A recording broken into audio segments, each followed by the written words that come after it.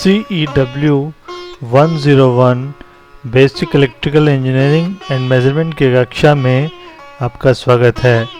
आज हम आपको यूनिट नंबर 3 लेसन नंबर 17 के विषय में बताएंगे, जिसका टॉपिक है मेगर और उसके उपयोग, मेगर एंड इट्स एप्लीकेशंस। इस अध्याय से पूर्व हमने विभिन्न प्रकार के मापक यंत्रों, मेजरिंग इंस्ट्रूमेंट्स के बारे में पढ़ा, जैसे एमीटर, वोल्टमीटर आदि। प्रतिरोध मापने के लिए हम ओम मीटर का प्रयोग करते हैं या एमीटर, वोल्टमीटर की सहायता से हम इसको मेज़र करते हैं।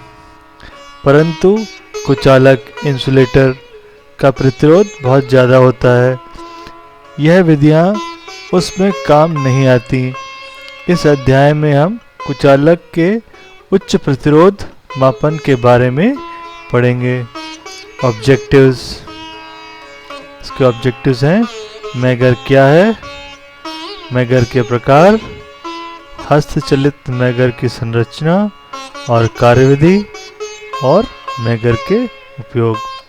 तो सबसे पहले मेगर के बारे में, मेगर क्या है, देखिए यहाँ पे आपको चित्र दिखाते हैं। ये पहला चित्र है मेगर का, जो कि हैंड ऑपरेटेड मेगर है और ये 250 वोल्ट का है।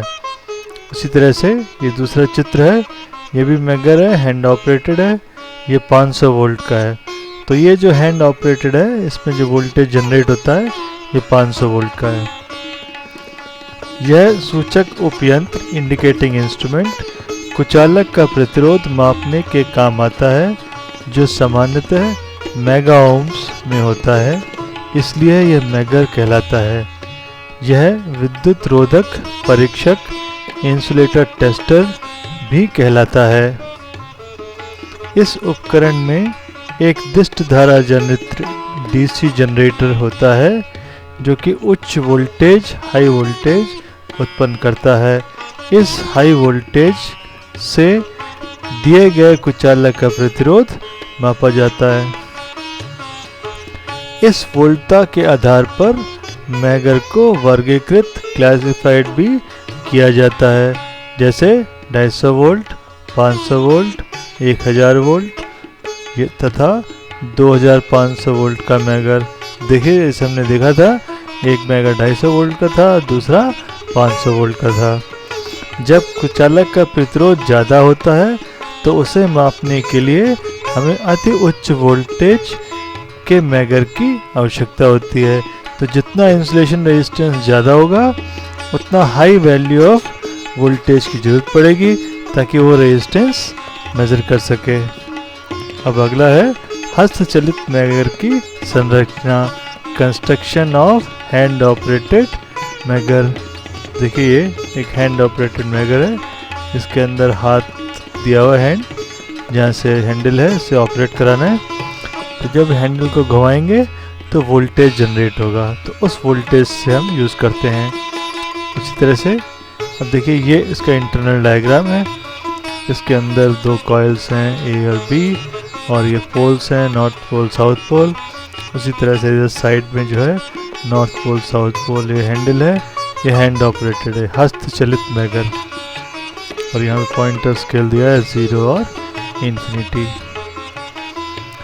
इसके मुख्य अंग चित्र में दिखाए गए हैं। इसमें एक हस्तचलित दिष्ट धारा जनित्र, हैंड ऑपरेटेड डीसी जनरेटर है।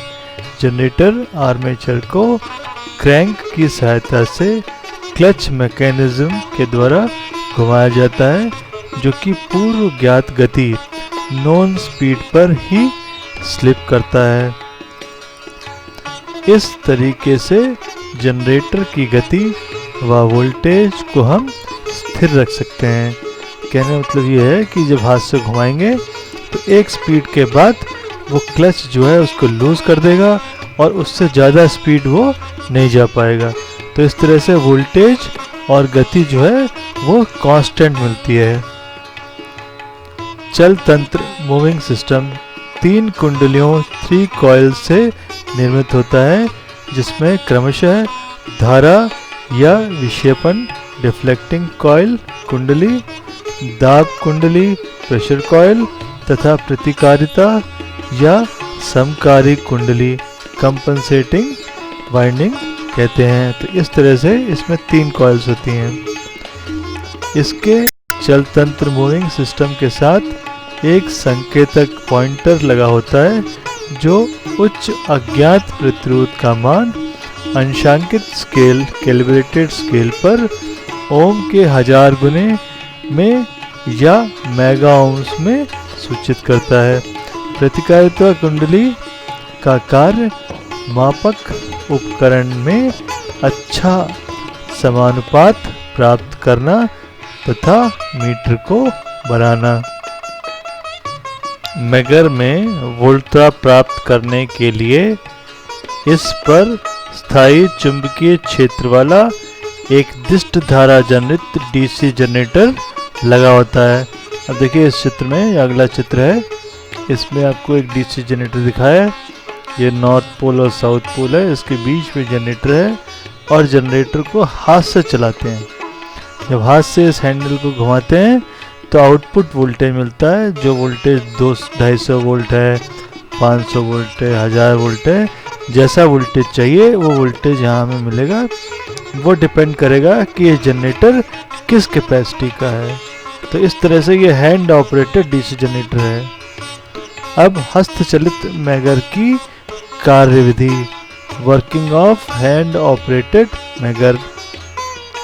ये इंटरनल डायग्राम है। इस डायग्राम में ये हैंड ऑपरेटेड डीसी जनरेटर है और इसमें नॉर्थ पोल साउथ पोल है, जिसके बीच में ए और बी कॉइल्स हैं। ये कॉइल्स रखी गई हैं। इसी के साथ साथ एक कॉइल और है जो कि कंपनसेटिंग वाइंडिंग है और यहाँ पे पॉइंटर स्केल जो है इसके साथ अटैच्ड है। इसमें एक टर्मिनल एक्स है और वाई है। इन टर्मिनल्स के बीच में आपको वो सोर्स लगाना है जिसका रेजिस्टेंस आपको मेजर करना है। जो इंसुलेशन रेजिस्टेंस है वो एक्स और वाई के बीच में लगाना है। जब कोई अज्ञात प्रतिरोध मैगर के एक्स तथा वाई टर्मिनल्स के बीच जोड़ा जाए और जनरेटर को स्थिर गति से चलाया जाए तो चल तंत्र की कुंडलियों से विद्युत धाराएं प्रवाहित होती हैं। इन विद्युत धाराओं तथा स्थायी चुंबक के चुंबकीय क्षेत्र की परस्पर क्रिया के फलस्वरूप धारा कुंडली पर विक्षेपण बल घूर्ण डिफ्लेक्टिंग टॉर्क तथा दाब कुंडली पर नियंत्रण बल घूर्ण कंट्रोलिंग टॉर्क कार्य करने लगता है।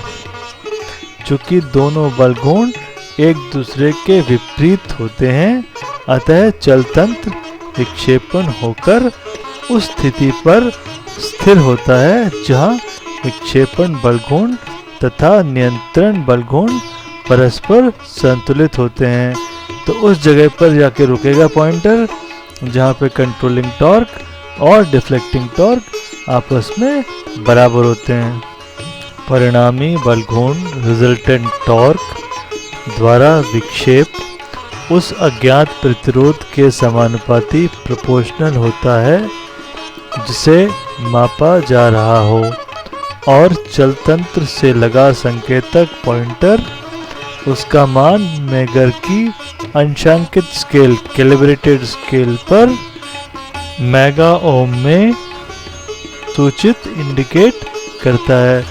तो मेगा ओम के अंदर रिजल्ट मालूम पड़ जाता है जो कि कैलिब्रेटेड स्केल है। देखिए ये डायग्राम है, इंटरनल स्ट्रक्चर दिखाया है मैगर के अंदर किस तरह से रचना होती है। तो इसमें परमानेंट मैग्नेट्स हैं, इसके बीच में कॉइल्स हैं और ये सब इसके अलग अलग सेक्शन दिखाए हैं। पॉइंटर दिखाया है जो कि 0 और इन्फिनिटी स्केल पे मूव करता है। इसके अलावा देखिए कुछ और मैगर्स हैं। ये हैंड ऑपरेटेड मैगर है। इसके अलावा ये डिजिटल मैगर है, ये डिजिटल फॉर्म में है, डायरेक्ट डिजिट्स में इसकी वैल्यू आती है। उसी तरह से ये भी डिजिटल मैगर है, इसमें जो वैल्यूज़ हैं डायरेक्ट डिजिटल फॉर्म में आ जाती हैं। ये भी मैगर है जो कंटिन्यूटी और इंसुलेशन टेस्टर के नाम से जाना जाता है। तो ये जो है कंटिन्यूटी मतलब अगर सर्किट कहीं ब्रेक होता है तो बता देगा। अगर कंटिन्यूएशन में है तो रेजिस्टेंस लो है, अगर ब्रेक होता है तो रेजिस्टेंस वेरी हाई है। तो इस तरह से मालूम पड़ जाता है मैगर के द्वारा। कंटिन्यूटी भी हम चेक कर सकते हैं। अब मैगर के उपयोग, एप्लीकेशंस ऑफ मैगर। तो पहला है विद्युत रोधन प्रतिरोध मापने के लिए, इंसुलेशन रेजिस्टेंस मेजरमेंट के लिए। दूसरा, चालकों में परस्पर लघुपथित शॉर्ट सर्किट हो जाने, चालक के भूदोष अर्थ फॉल्ट हो जाने की स्थिति को ज्ञात करने के लिए किया जाता है। तो इससे हम शॉर्ट सर्किट हो तो चेक कर सकते हैं, अर्थ फॉल्ट है वो भी हम देख सकते हैं कि किस जगह पर अर्थ फॉल्ट है। तो उसके बाद किसी चालक के टूट जाने की स्थिति को ज्ञात करने में किया जाता है। अगर सर्किट ब्रेकर हो जाए, सर्किट ब्रेक हो जाए या कंडक्टर आपका टूट जाए, तब भी हम इससे मेज़र करके मालूम कर सकते हैं कि सर्किट हमारा ओपन है कि क्लोज्ड है। इस तरह से हम मैगर के द्वारा ये सारी चीज़ें मेजरमेंट कर सकते हैं। तो मैगर के ये एप्लीकेशंस हैं। अब सारांश, समिंग अप। इस अध्याय में हमने मैगर की संरचना तथा उसके उपयोगों की जानकारी प्राप्त की। तो इस तरह से हमने मैगर के बारे में पढ़ा आज। क्लास असाइनमेंट, कक्षा कार्य। तो इस कक्षा कार्य में आपको क्या करना है, अपनी कार्यशाला में उपस्थित विभिन्न प्रकार की मोटरों का प्रतिरोध मैगर की सहायता से ज्ञात कीजिए। तो आपकी मोटर्स का रेजिस्टेंस देखना है और साथ साथ इंसुलेशन रेजिस्टेंस चेक करना है। वो मैगर की हेल्प से आप किस तरह से मैगर यूज़ करते हैं वो आपको आज करना होगा। अब इसके बाद आज का एक्सपेरिमेंट CEW 105, आज का प्रैक्टिकल है नंबर 17। ऑब्जेक्ट है उद्देश्य सिंगल फेस एनर्जी मीटर की योग्यता का सत्यापन करना और उसकी प्रतिशत त्रुटि की गणना करना। तो आज एक्सपेरिमेंट है कि सिंगल फेस जो एनर्जी मीटर है उसमें योग्यता मतलब कितना उसमें मेजरमेंट कर रहा है, कितना योग्य है, का सत्यापन, जो वैल्यू आ रही है उसको वेरीफाई करना है। और वेरीफाई करके आपको ये देखना है कि अगर उसमें कुछ एरर्स हैं तो कितनी त्रुटि है, इसकी भी कैलकुलेशन आपको करनी है। इसके लिए आवश्यक यंत्र, तो इसमें आपको जो सामान चाहिए वो सीरीज टेस्टिंग बोर्ड और एक एनर्जी मीटर चाहिए। 0 to 300 वोल्ट्स का है, 50 हर्ट्ज, 5 एम्पियर का है। अगर 5 का नहीं मिले 15 एम्पियर या 20 एम्पियर का एनर्जी मीटर मिलता है तो वो भी यूज़ कर सकते हैं। इसके अलावा आपको एक स्टॉप वॉच चाहिए जो कि टाइम कैलकुलेशन में काम आएगी। एक वोल्ट मीटर चाहिए MI टाइप, एक एमीटर चाहिए MI टाइप और रेजिस्टिव लोड चाहिए, बल्ब लोड या रेजिस्टिव लोड चाहिए, ताकि आप लोड वेरी करके एनर्जी मीटर की डिफरेंट रीडिंग्स ले सकें।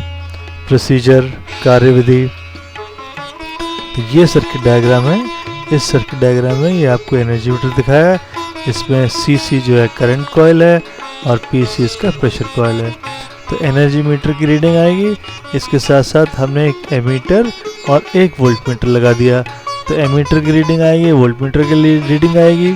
लैंप लोड है तो लैंप लोड जो है रेजिस्टिव है तो पावर फैक्टर 1 है, तो पावर मालूम पड़ जाएगा, power is equal to V into I, और cos फाई इसका 1 है तो V इंटू आई पावर आ गई। अब हमें करना सिर्फ ये है कि जितनी देर तक हम इस सर्किट को ऑन रखेंगे वो टाइम पीरियड और हमें चाहिए, ताकि हम एनर्जी की वैल्यू कैलकुलेट कर सकते हैं। एक तो एनर्जी मीटर से आएगी और दूसरी energy voltage into current into time. तो टाइम हमारा आवर्स में होना चाहिए, घंटों में। अगर मिनट्स में भी है तो उसे 60 से डिवाइड करना होगा तो घंटों में आ जाएगा, और उसको जब 1000 से डिवाइड कर देंगे तो एनर्जी जो है वो किलोवाट में आ जाएगी। तो इस तरह से हम प्रैक्टिकल से जो एनर्जी मेज़र कर रहे हैं और जो एनर्जी मीटर से एनर्जी आ रही है, इन दोनों को हमें कंपेयर करना है। तो इसमें क्या करना है, चित्र के अनुसार कनेक्शन करें और उसे दोबारा चेक करें। एनर्जी मीटर से मीटर कांस्टेंट नोट करें। तो बताते हैं मीटर कांस्टेंट क्या होता है। लोड स्विचेस को ऑन करें तथा लोड व वोल्टेज को स्थिर रखकर वोल्टमीटर और एमीटर की रीडिंग प्रेषण तालिका में नोट करें। एक निश्चित समय t में एनर्जी मीटर डिस्क के चक्कर n को प्रेषण तालिका में नोट करें। तो एक फिक्स टाइम के अंदर देखना है कि कितने नंबर ऑफ रिवोल्यूशंस चक्कर हो रहे हैं, उन चक्करों को नोट करना है। इसी प्रकार एनर्जी मीटर की करंट रेटिंग के अनुसार लोड को बढ़ाकर 2 या 3 रीडिंग नोट करें और प्रतिशत त्रुटि की गणना करें। तो किस तरह से आपको गणना करनी है ये आपको बताया जाएगा। सबसे पहले देखिए, ये एक एनर्जी मीटर है, इसका डायग्राम दिया हुआ है, फिगर है। इसके अंदर यहाँ पर देखिए लिखा हुआ है ये एक सिंगल फेज का एनर्जी मीटर है, 2 तार का है और वोल्टेज 240 वोल्ट, करंट जो है 5 से 10 एम्पियर और यहाँ पर एक वैल्यू दे रखी है 1200 रेवोल्यूशन पर किलोवाट आवर।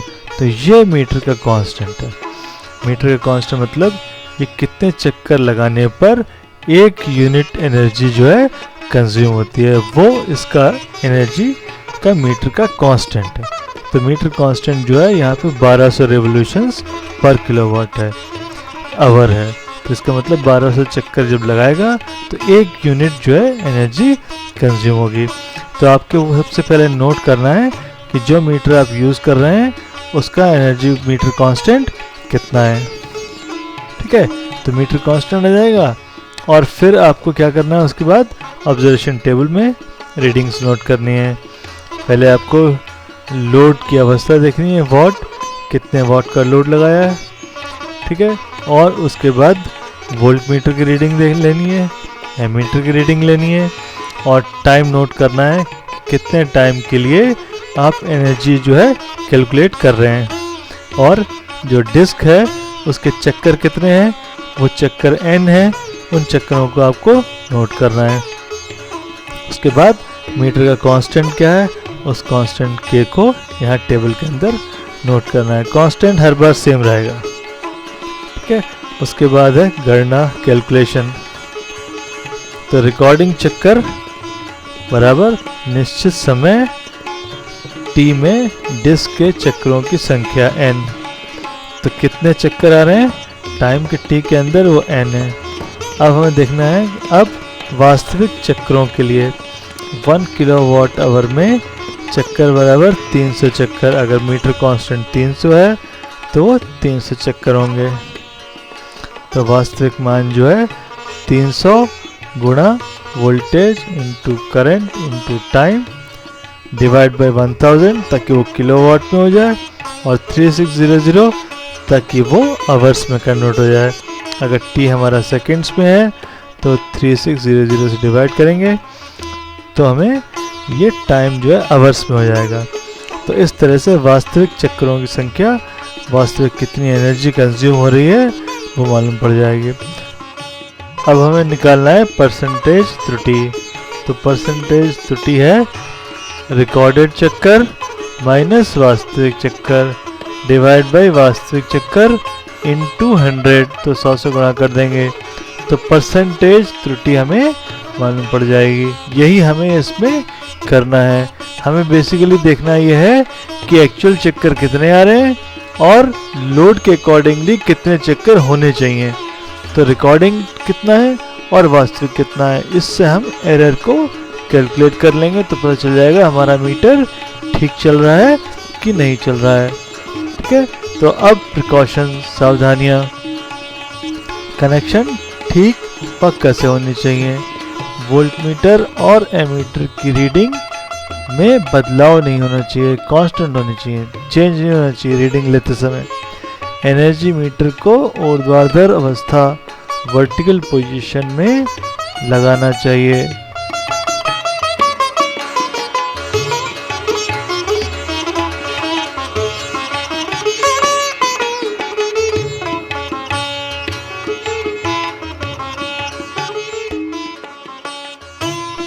अब आपको लैब में आज ये एक्सपेरिमेंट करना है और एनर्जी मीटर को आपको कैलिब्रेट करना है और एरर्स को मालूम करना है कि उस एनर्जी मीटर में कितने एरर्स हैं।